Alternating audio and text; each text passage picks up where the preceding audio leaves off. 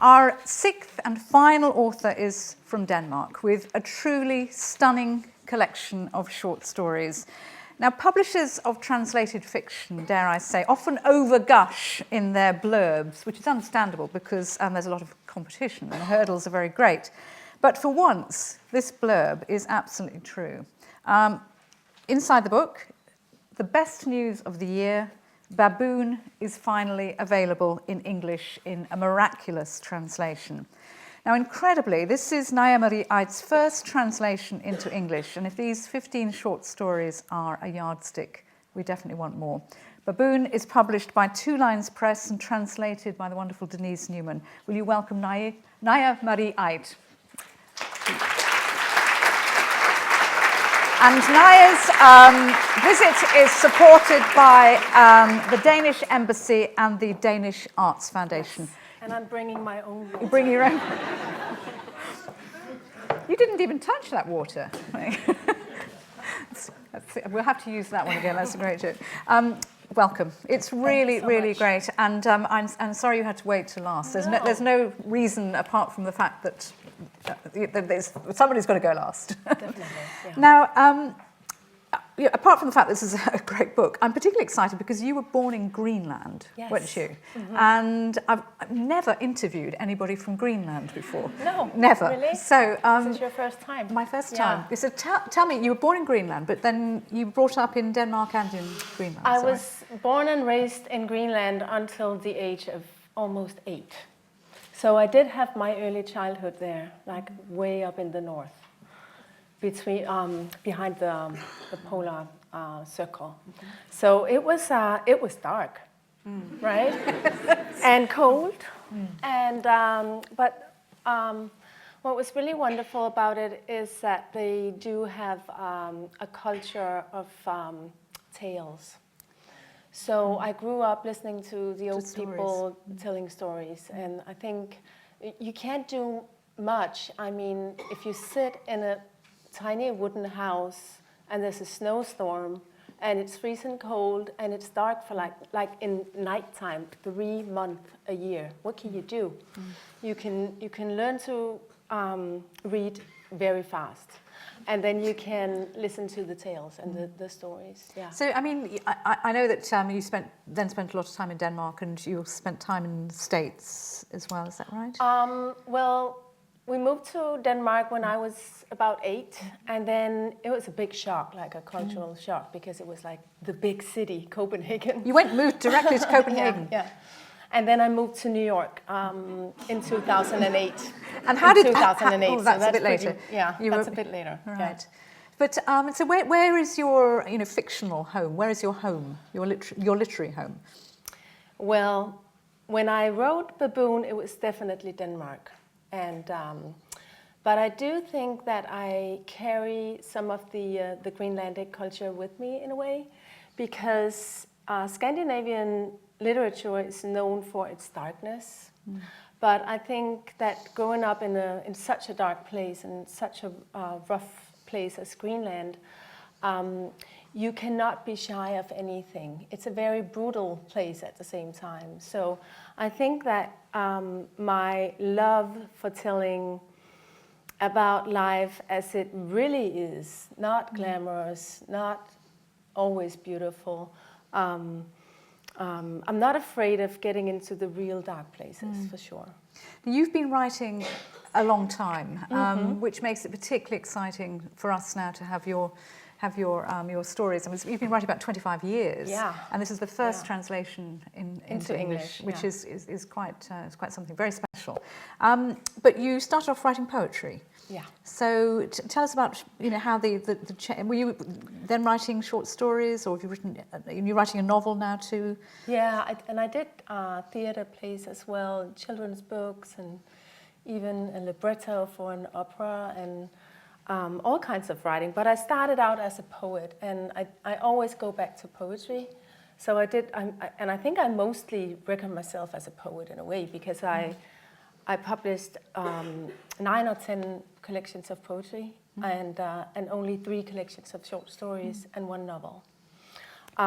So I think coming from poetry is great, because poetry is language. I mean, everything. Language is everything in poetry, and of course, it should be also in fiction. And for good books as these, it is. But working with the short form makes the writer, forces the writer to really be able to cut out everything that's not necessary and to be very precise. So you found it quite easy to write short stories then? It was easy to travel from poetry to short stories, and I feel fortunate that I carry that process of working with language into fiction. Even when I did my novel that came out in 2012, and it will come out in English in August, and it's not a very short novel, it's like 350 pages, but still I do feel that I have this awareness of not using the same word, within 25 lines, whatever. It's like, It must drive you crazy sometimes. To be a poet is like it's very nerdy. It is. You can spend 3 weeks moving a comma around, So, yeah. Now you have even though every single story is different, in the 15 stories that I've been able to read in this collection, you do have a very distinct style. And it is what you seem to do for me is you start in the middle of a story, and you're inside somebody's head straight away. And you can be inside a 3-year-old's head, or you can be inside a grandmother's head. And what you're doing all the time is watching people. And sometimes you're not even giving them names, and sometimes we're not sure whether it's a man or a woman who's narrating to begin with. Would you say that's a good way to describe? Well, it's a way to describe it, at least. No, not at least. But I think what I really like about the short story, and what I think first discovered when I read Raymond Carver, is that the wonderful thing about a short story is you jump right into maybe a long life of a person, of a character. You cut right in here. And then you tell the story, and you leave the person behind, or the character behind, in the middle of something. So there's this open end to everything. And the reason I like it is it's very dramatic, and it gives intensity, and it forces the reader to be very aware and to think herself or himself at the same time as reading, because I don't give all the answers. No, not at all. And they're quite often they're very your characters are involved in quite normal everyday things. They normally are normal everyday things, like going to the supermarket, which is one of my favourite stories. Candy. A couple goes to the supermarket and inadvertently steals 2 bags of sweets. And then, which is something could happen to any of us, a bag of sweets falls into a bag, and then the whole thing gets completely out of control. And he's arrested, and, well, not arrested, but anyway, so that's what you do. You start with something quite recognisable, and then it becomes very dark and difficult, and people change. And violent. Yeah, and violent. Yeah. And very sexy, a lot of it too. Yeah, I mean, it was interesting when it came out in the States, because they didn't, I don't think they read it.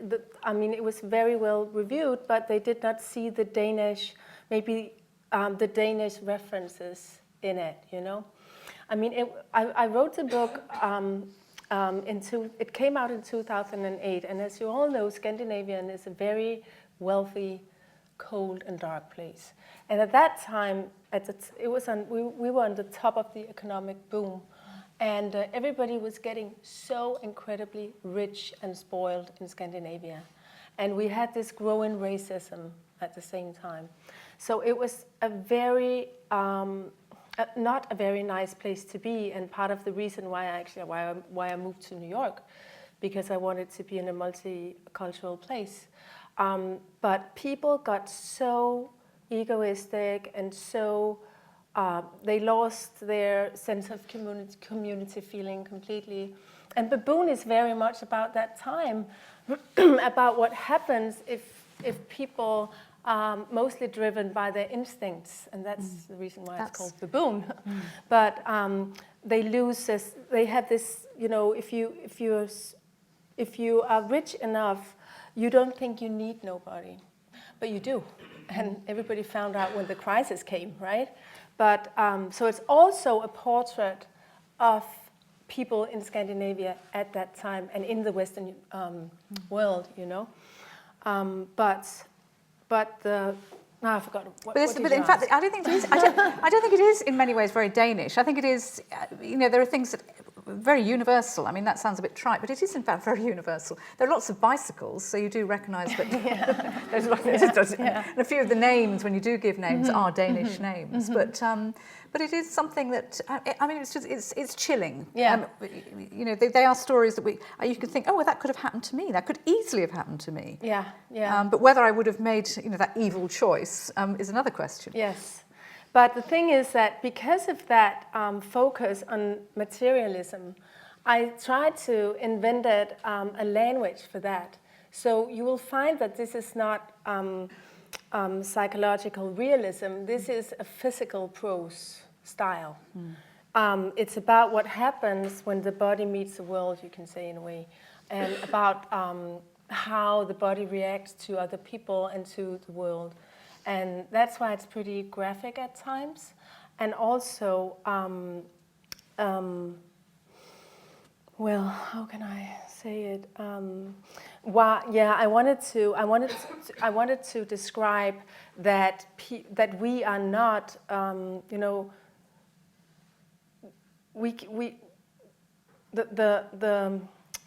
don't know how to say it. I did write down a word that I wanted to use.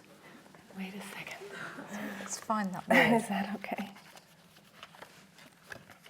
Yeah, here it is. Yeah, I forgot about it. Immortal. We are not immortal and invulnerable. And I think that people at that time, in Denmark at least, had actually the thought that they were. And my stories is often about everyday life, and suddenly something goes wrong, and then it gets very dramatic and very dangerous. For instance, there's the last story in the book is called The Mosquito Bite, and it's about a man who gets a mosquito bite, and then he gets very sick, and he's in the hospital, and there's no cure for this infection, and he almost dies, and he loses his health, and he loses his jet set life, you know, his in the fast lane, his carefree life. And then he is reborn in a different way, you know, because he gets back, but he in a different way. So that's a story about a tiny thing as a mosquito bite, and it's actually a true story. I was going to ask you how many of these started off as true stories. Of the mosquitoes. Now, you're going to read one whole short story. You've got no. Which one? You changed your because mind. I only have 5 minutes, and they're too long for that. But right. I'll read the beginning of a short story. Okay, wonderful. Thank you. Naja, Marit, thank you so much. These are really great stories, and it's difficult to choose one. We were arguing before about which one to choose, but she's the author. She's allowed to choose. Try my best. Thank you. And this is. I'm mostly reading this story because this is I practiced in English. It's called Black Currant.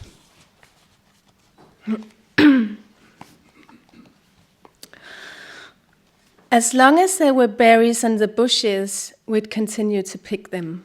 That's what we agreed on. Helle didn't say a word, and so I was silent too. The sun baked. You could see the cows in the field beyond the garden. We sat on the ground surrounded by shrubs. It was in the middle of the day, and I was afraid of getting a tick. Our hands were blue, and we had already filled an entire pail. There were enough for many jars of jam, and I thought about how wonderful it would be to stand in the kitchen, in the sweet scent from the blackcurrant jam, taking turns skimming it. We'd talk then. There was so much we hadn't had the chance to talk about. I wondered how I should prepare the chicken we bought at the grocery store. I wondered if Helle would soon be tired of picking berries and we could go in and have coffee. But she wasn't getting tired. She dried the sweat off her forehead with the back of her hand, squinted her eyes toward the sun, but then continued. I looked at the tattoo on her upper arm, a faded rose. She got it a long time ago. I was with her that night. We were drunk, and she yelled out in pain each time the tattoo artist pricked her skin with the needle. But afterwards, we had a beer with him. Helle dried her tears and gave him a kiss right on the mouth. I remember thinking that it didn't seem like her at all, either to do something as wild as getting a tattoo or to kiss a man right on the mouth like that. But of course, we were drunk. We were often drunk back then. Afterwards, we bought some fresh morning buns and rode our bikes to the beach and sat there watching the sunrise. And I tore off all my clothes and ran into the water and pretended I was drowning, but Helle was already walking away. I yelled after her, but she didn't stop, and I saw her stagger up over the dunes and disappear. Then I cried. I sat and cried and shivered and got sand in my eyes and under my dress. But of course, I was drunk. I don't remember how I got home, and a few days went by before Helle called, but we never spoke about it, why she left without saying goodbye. Helle pulls her pail toward her and crawls over to the other side of the bush. I attempt to pull a handful of berries off the stem to get around picking them one by one, but they just smear in my hand and I lose most of them. I'm thirsty. I can hear the neighbor driving the tractor back around the barn. He's probably going in for lunch now. There's a sheep that bleeds somewhere. I pick at a scab on my knee and look over at Helle's dark head. Her hair is matted. I'm thirsty, I say, but Helle doesn't answer. A bit later I get up, my legs hurt from having squatted so long, and one of my hands is asleep. It's really boiling hot. Red spots dance in front of my eyes, and for a moment I'm so dizzy that I think I might faint.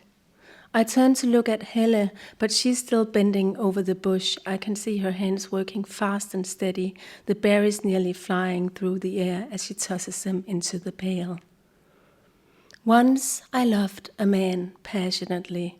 It was a couple of years after Helle got tattooed. He was red-haired and had close-set eyes. He was so gifted that when he spoke, I thought I was the luckiest person in the world. His words were like colorful pieces of gum wrappers floating inside my head, and my heart lifted up, and I was so light, and I looked at him, and I could almost feel my pupils enlarging, so I could suck him and his whole brilliantly colored language right in. I began thinking about this as I walked through the house. And as I drink water from the faucet in the kitchen, I think about him, about his soft fingertips running over my face. Although his fingers never ran over my face. I don't know if he even loved me. Anyway, we never got that far. I open the refrigerator and look at the chicken. It's big and pale. I have no idea what to do with it. Thank you.